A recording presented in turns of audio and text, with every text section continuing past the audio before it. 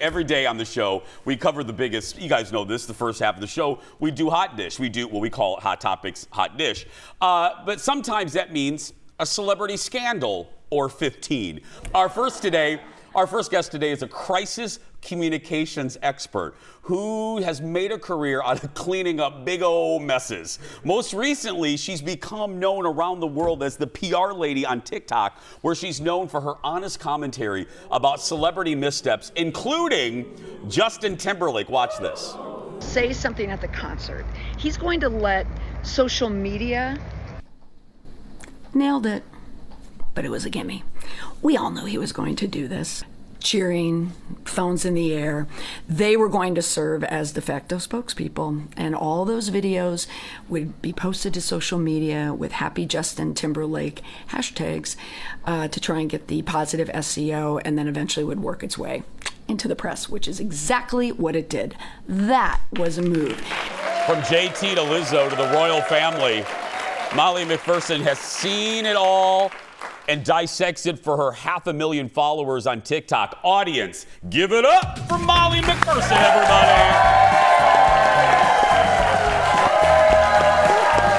Hey. Welcome to the show. Hi. Good to see you. Hello. You've been busy lately. There's been a lot covering these every day. There's been more than usual celebrity scandals. Yes, there's been plenty of celebrity scandals, including myself. The clip you used is right before I ran Grandma's marathon or half marathon, and I looked awful. So I'm covering. You look great. Yeah, thank you. You look great. But Justin was going down during the Grandma's marathon, and I thought I have to jump in and say something. I want to start there, and then I'm gonna go backwards in a minute. But since we showed that, I want to start there, right on the spot. What did he do wrong there? What's the biggest mistake he made in handling? And let's be clear, he's had crises after crises. Yes. What did he do wrong there, though? Okay, what he did there was actually good, because I think what's happening is he's covering a lot. So as you know, today he's going to plead out in New York for the DWI. But I think what happened is he may have been doing some things like going to a friend's house, maybe a Jimmy Fallon, when he got pulled over. And I think he wants to cover things that don't come out, so he's pleading. That's just my theory. Okay. As I said, we're going to reverse a little bit. Yeah. How did you get to this point? This is not new to you. Tell the folks, where did you begin? Where did I begin? Well, like you, I love culture. Yeah. I love popular culture. Like you, I worked in radio in the Twin Cities, so I'm a media hound. I've been a newsie my whole life. But just, through life and through having kids and jobs, I've had real jobs working in crisis management, like big disasters. I work for FEMA. But then through a transfer and moving and being a mom, I opened up my own firm, but I still specialized in crisis communication. When TikTok came along, I just had to jump in, and I just naturally went back to my default, which is talking about scandals that I see. If, let me give you a hypothetical. Let's say Fallon gets video of her smuggling things out of Walgreens under her boob. Yes, okay, yeah.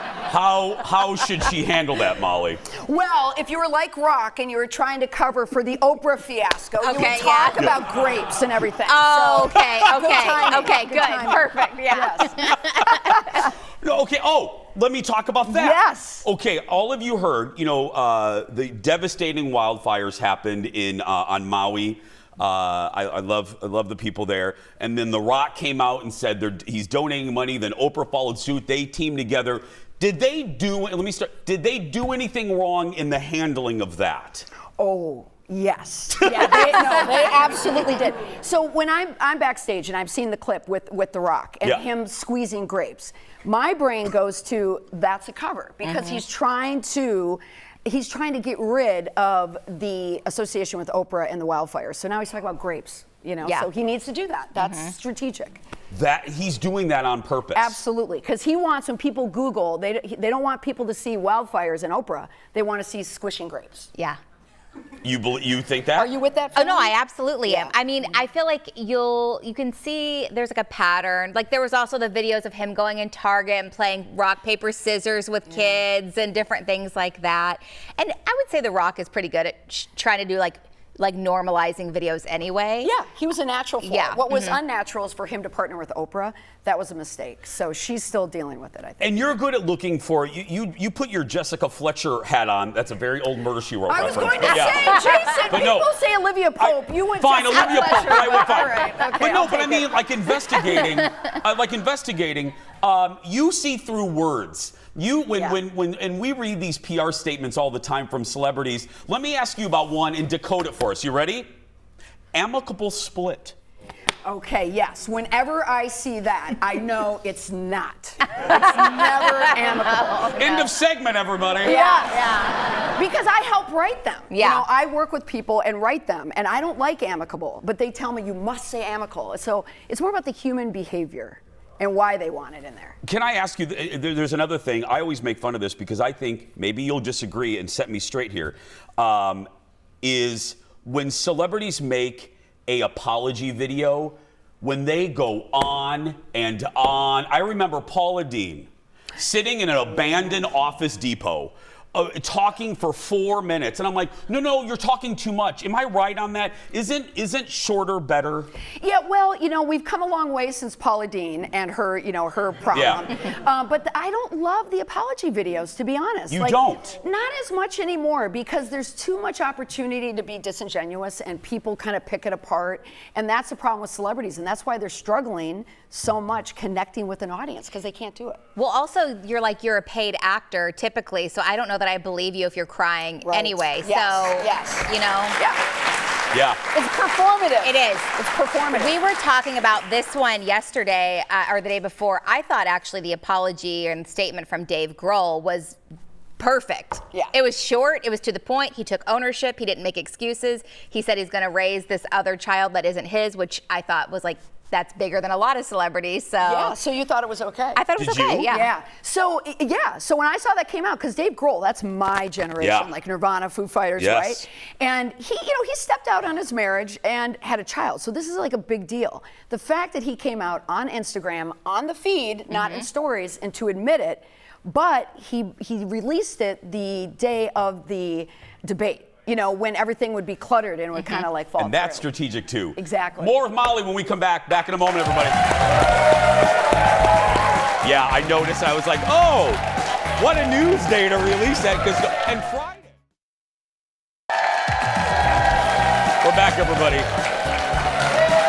with the PR lady of TikTok, Miss Molly. We have some celebrity examples. We want you to do a lightning round, a fire round. But first, we talked about this as we were going to break. Can you quickly explain why you may not notice it? You will notice, so once we say it, a lot of bad news is dumped on what day, Molly? Today, Yes. Friday news dump, yes. Why?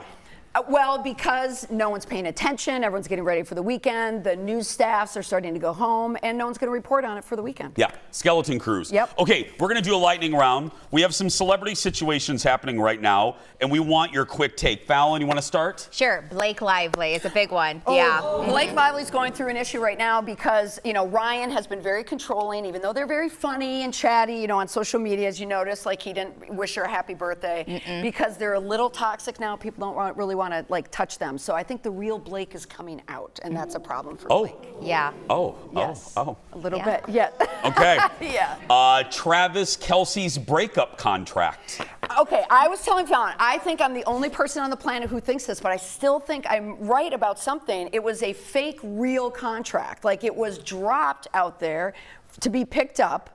But I actually think it was from the firm, but it's like a trial balloon to test what would happen if they actually broke up. So I don't think they were set to break up on the 28th, like it was real, but it was fake real. Are you following me? So they get what would happen.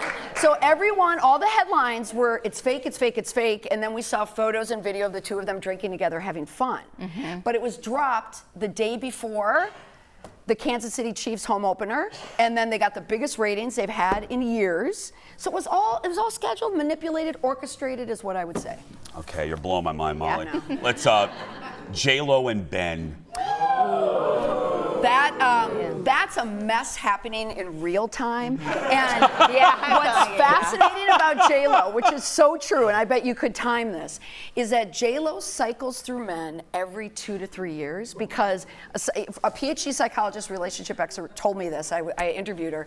She said that's when the chemicals like fade away, and you want to like find someone new. So I went out there and I like predicted like this is when it's going to end, and it did. Take camera 5. So Fallon will dump me in 2026.